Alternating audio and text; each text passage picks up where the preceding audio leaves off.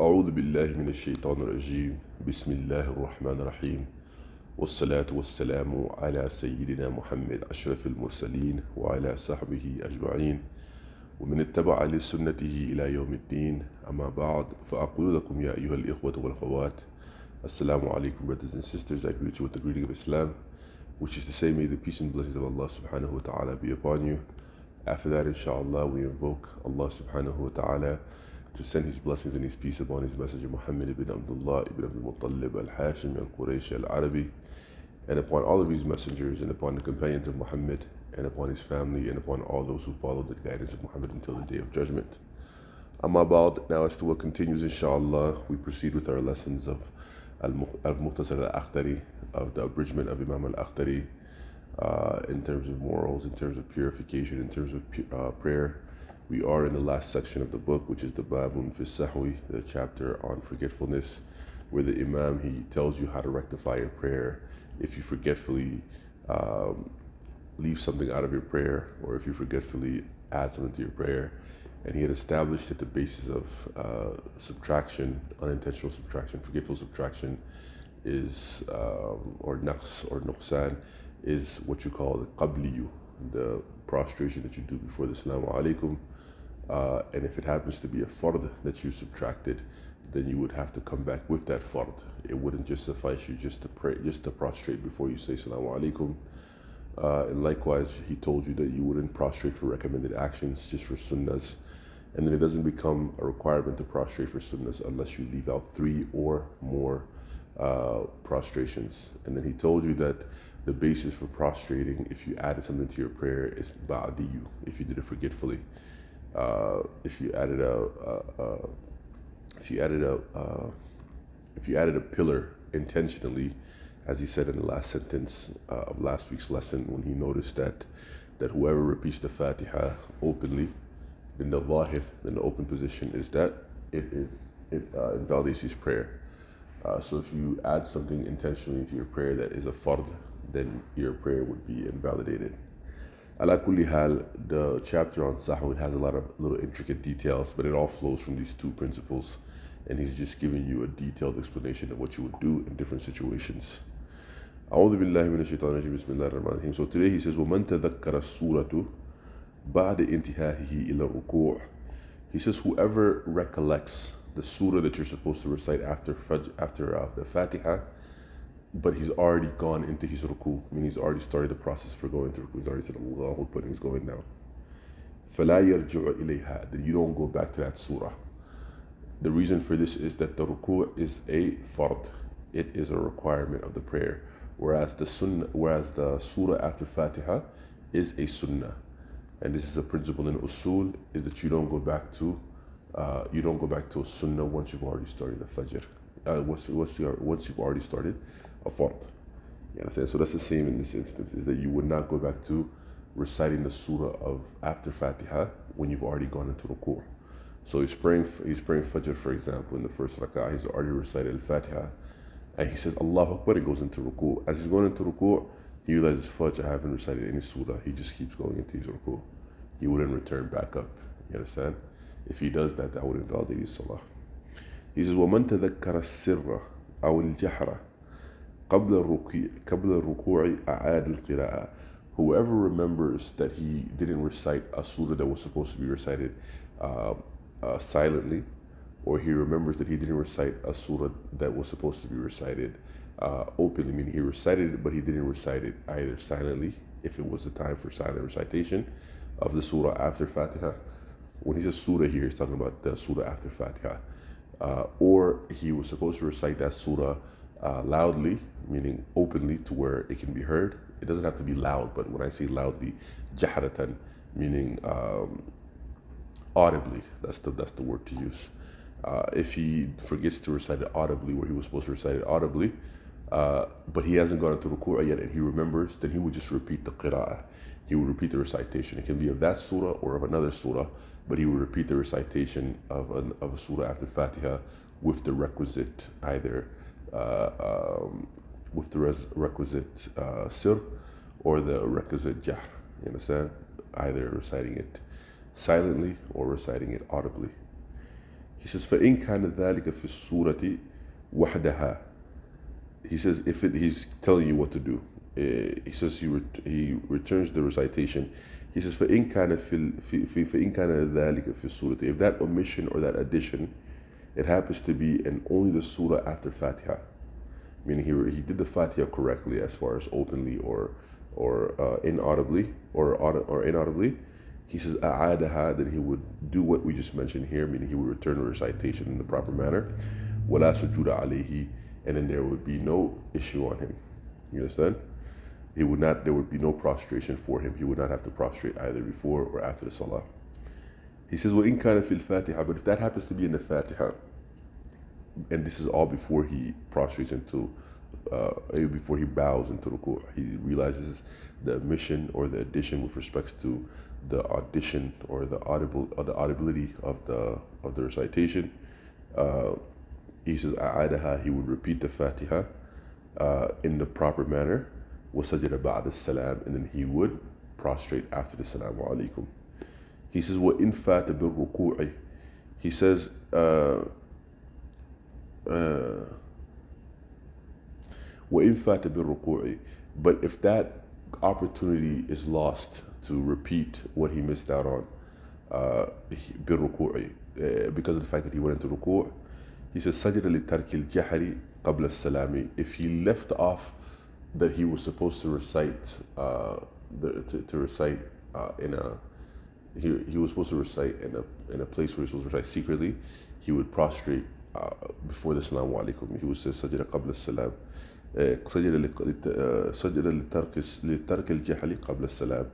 He would prostrate for leaving off, he would prostrate for leaving off recitation audibly before the Salaamu Alaikum. In a sense, so for example, he is supposed to, he's in Salat al-Maghrib. You understand? He, in the first rak'ah or the second rak'ah, he recites Fatiha audibly. Then for whatever reason, he decides to recite Qul Huwallahu Ahad silently. And he goes into ruku' before he can change that, before he can realize that and rectify it before he goes into ruku'. So he goes into ruku' so he can't go back up. So after the salah, because he left off the jahar, the audible recitation that he was supposed to do as a sunnah, he would prostrate before the Salaamu Alaikum for leaving off a sunnah. He says, he says, where was I? He says, وَلِتَرْكِ السِّرِّ بَعْدَ السَّلَامِ. He says, and for the leaving off the sir, for leaving off the place where he's supposed to recite silently, he would prostrate after the Salaamu Alaikum. The reason why, because when you leave off the sir of, you add a sunnah. When you leave off reciting silently, you add a sunnah. You add something that's not supposed to be there, because then that would mean that you recite it audibly, and then he would say, and then he would prostrate after the Salaamu Alaikum. He says, سواء كان من الفاتحة. He said whether this omission or this addition that we just mentioned, whether it happens to be in the Fatiha, أو السورة وحدها, or if it happens to be in the surah only. So all of this to say that he says all this to say is that the audible recitation or the silent recitation is a sunnah for the Fatiha. It's a sunnah for the surah after the Fatiha, and it depends on the prayer that you're in, whether you're supposed to do it audibly or whether you're supposed to do it silently. And that's well known. Everybody knows that growing up, right? If you go into ruku' and you missed out on that sunnah, either by omitting a audible recitation or omitting a silent recitation and within the Fatiha, or the surah after. If you go into ruku' before you can repair it, you understand? You don't return. You don't return back, because the recitation in an audible manner or in a silent manner is a sunnah. It's not a fard. You understand? The recitation of the Fatiha itself is a fard. If you were to miss that, you would have to come back and rectify that. You understand? Irrespective of whether you're in ruku' or not, and then you would prostrate after the Salaamu Alaikum. Ala kulli hal, he's saying that if that's the case, then you would just continue with your prayer as it is, and then you would prostrate before the Salaamu Alaikum or after the Salaamu Alaikum, depending on whether you added the sunnah you added a sunnah of audibly reciting, where you're supposed to recite secretly. In that case, you would prostrate after the Salaamu Alaikum, or whether you recited secretly where you were supposed to recite audibly because you left the sunnah of reciting audibly, then you would prostrate before the Assalamu alaikum. You understand? So once again, the principles are more or less the same. Is that if you omit a sunnah, then you prostrate before the Assalamu alaikum. If you add a sunnah, you prostrate after the Assalamu alaikum. You understand? Ala kulli hal, he says, وَمَنْ دَحِكَ فِي الصَّلَاةِ. He said, whoever laughs in the salah, ha ha ha ha, kaka sounds. He says, but batalat. He says his prayer is broken. سواء كان ساهيا أو عامدا. He says, irrespective of whether he does that forgetfully or whether he does that purposefully. He says, وَلَا يَضْحَكُ فِي صَلَاتِهِ إِلَّا غَافِلٌ مُتَلَاعِبٌ. He says, no one would laugh in their prayer except someone that is heedless and someone that is just foolish and playful, you know, someone that is just moving like a donkey. He says, وَالْمُؤْمِن. He says, the believer, إِذَا قَامَ لِلصَّلَاةِ, if he stands up to prayer or when he stands up to prayer, أَعْرَضَ بِقَلْبِهِ عَنْ كُلِّ مَا سِوَى اللَّهِ.